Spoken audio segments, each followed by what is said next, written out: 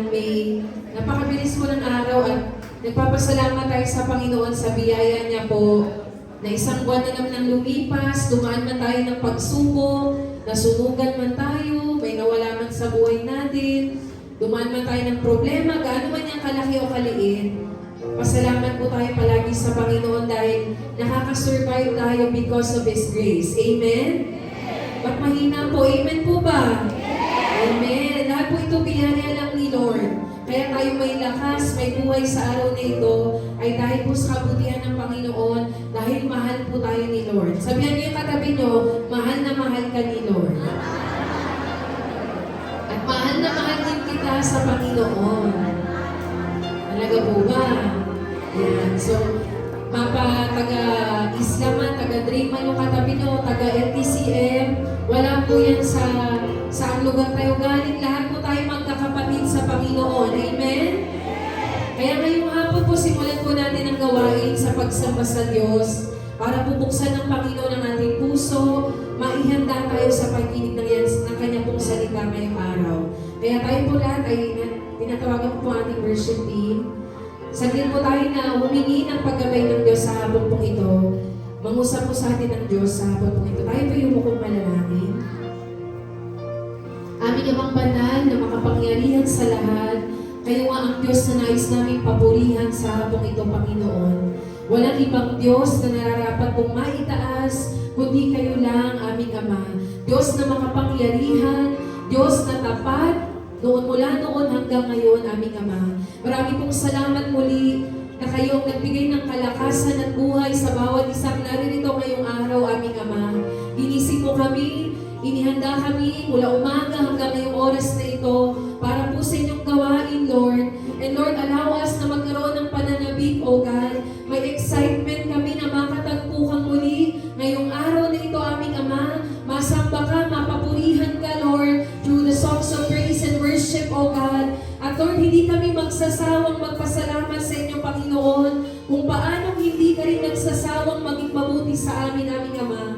Salamat po, Diyos. Iniimbitahan namin ang iyong banal na Espiritu na siya pong gumalaw, Lord, dumaloy sa aming kalagitnaan ngayong hapon, aming Ama. Mula dito sa baba hanggang sa taas, Panginoon, allow your Holy Spirit, O God, your presence, Lord, to speak to us this afternoon sa aming palang pag-aawitan, aming Ama. Salamat po, Panginoon. Araw-araw kaming magpupuri, araw-araw nasasama magpapasalamat sa iyo, O Diyos. Sa inyo mo ang lahat ng papuri, pagsamba, pagluluwalhati,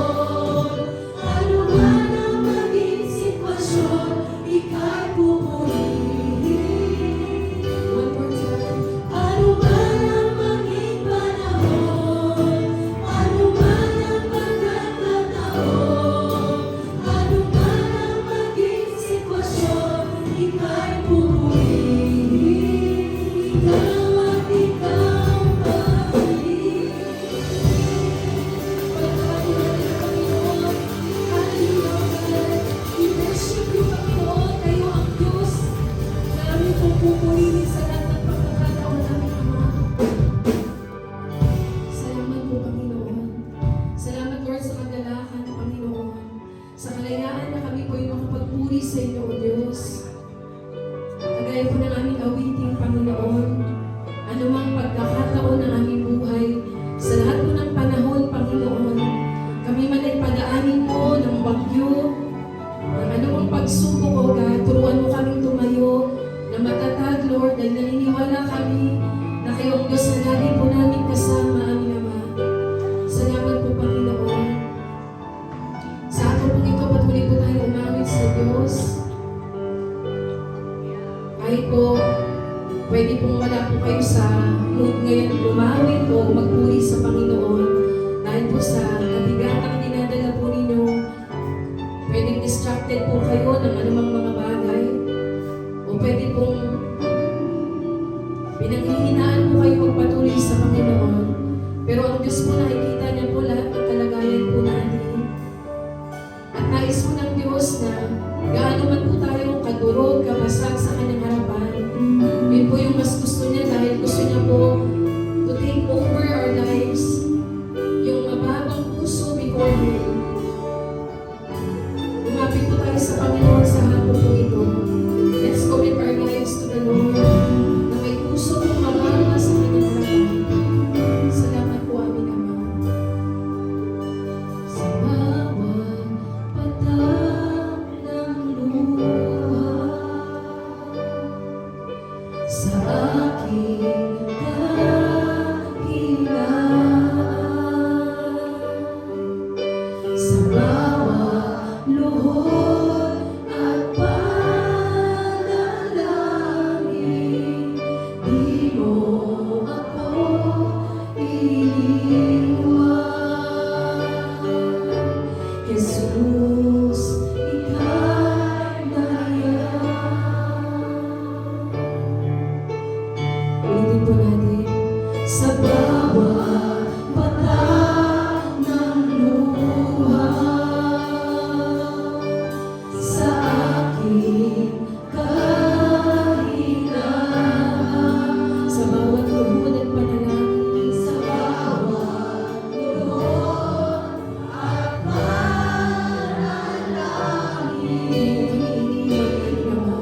ako iniwan.